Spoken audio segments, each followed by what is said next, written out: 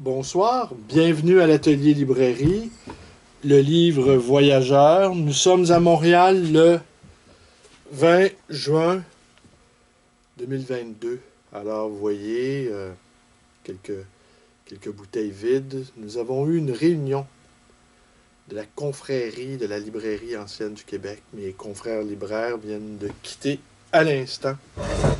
Et nous avons eu une réunion pour préparer notre prochain salon du livre qui aura lieu le 1er et le 2 octobre 2022 à l'Université Concordia, dans le hall de l'université.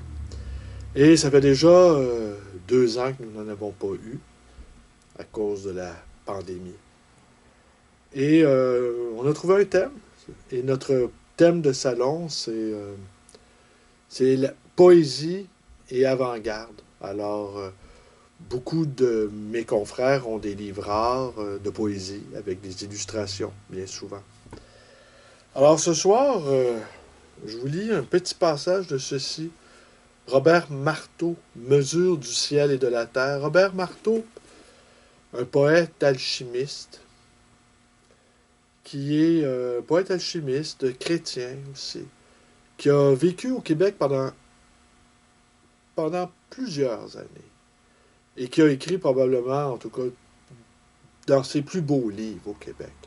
Je sais que l'année dernière, lors de la séquence obsidionale, j'ai consacré une ou deux, puis peut-être, ouais, deux en tout cas, vidéos à Robert Marteau. C'est un poète pour lequel j'éprouve une véritable affection. Car c'est un poète qui s'était pris pour le Québec, s'était pris pour la cause indépendantiste québécoise, et qui retrouvait dans le Québec son Poitou natal, retrouvait une sorte de paysannerie, doublée d'une immensité des paysages. Et, et ces descriptions du fleuve et des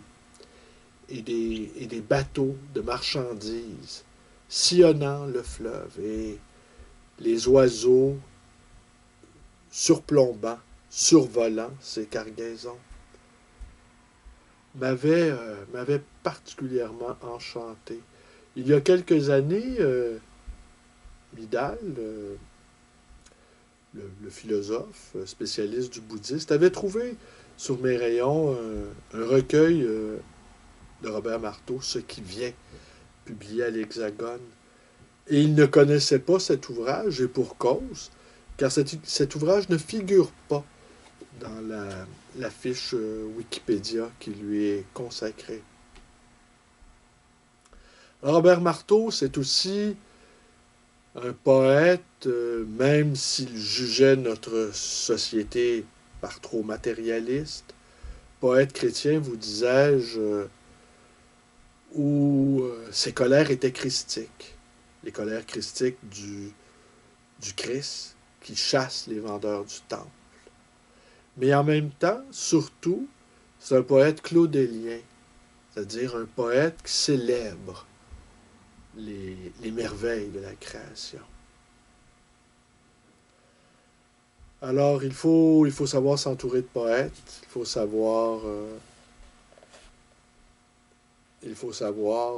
donc lire de la poésie. Alors, je vais vous lire deux tout petits poèmes tirés d'Atlante, publiés à l'Hexagone.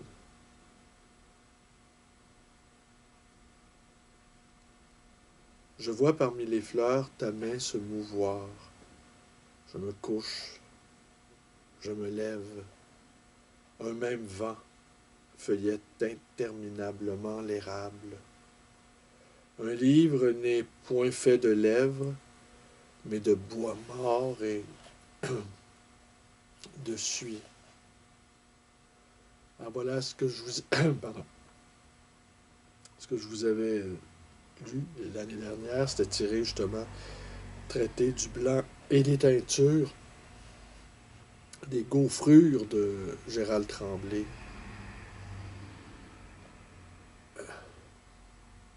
Publié aux éditions Erta.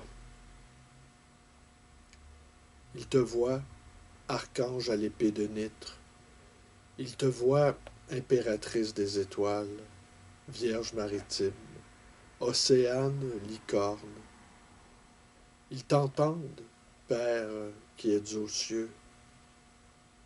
Le ciel vacille sur sa tige.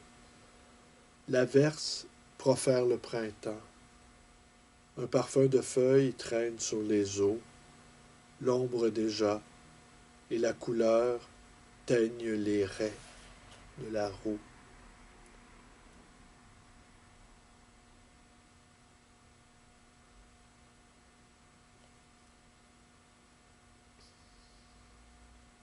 Alors, c'est tiré de Robert Marteau, Mesure du ciel et de la terre de Jean-Yves Casanova. J'étais tout à fait ravi de constater qu'une biographie lui avait été enfin consacrée.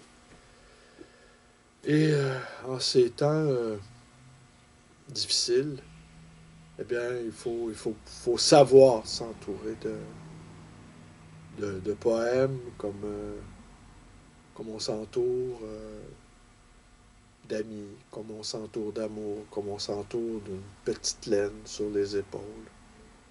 Aujourd'hui, c'est le 20 juin, c'était l'anniversaire de ma mère. Elle aurait eu 79 ans aujourd'hui. Et dès le réveil, j'ai pensé à elle. Ça fait extrêmement difficile. Ma mère a toujours eu un caractère impétueux, elle a toujours fait à sa tête, pour le meilleur et pour le pire.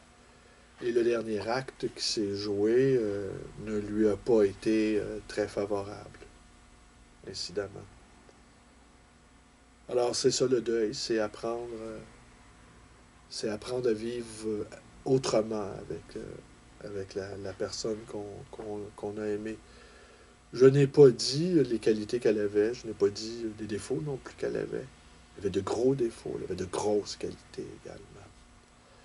Alors ce soir, j'ai choisi de vous montrer la table où mes amis, mes confrères du Braille, il y a une belle amitié qui existe entre nous. C'est une confrérie d'ailleurs. Alors les règles ne sont pas les mêmes que ceux d'un ordre professionnel. Et nous sommes très, très, très peu nombreux. Et j'aime imaginer que la rivalité entre nous ne, ne dépasse pas l'entendement et que les marques de camaraderie que l'on peut se témoigner les uns envers les autres demeurent très, très importantes.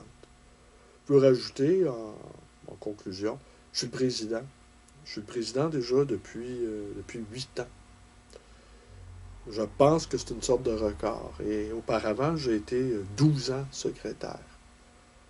Alors, ça fait 20 ans que je suis sur le conseil d'administration.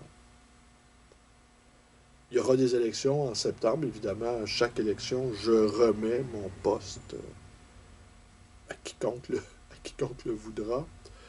Et, et à chaque fois, on me reconduit dans mes fonctions.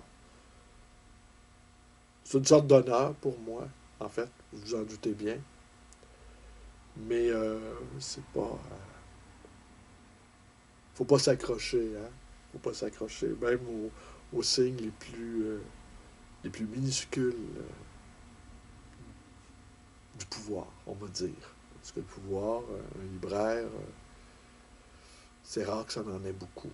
Alors, je vous remercie d'être avec moi. Portez-vous bien. Excusez, aussi, je suis fatigué parce que aujourd'hui, j'ai passé ma journée avec ma calculatrice à faire ma comptabilité annuelle et ainsi que ma comptabilité trimestrielle et faire ce qu'on appelle les relevés TPS. Tout ça est très, très, très fastidieux, très ennuyeux. Je suis un homme de lettres, je ne suis pas un homme de chiffres, forcément. Les libraires sont rarement des hommes de chiffres. Je vous remercie d'être avec moi et à demain.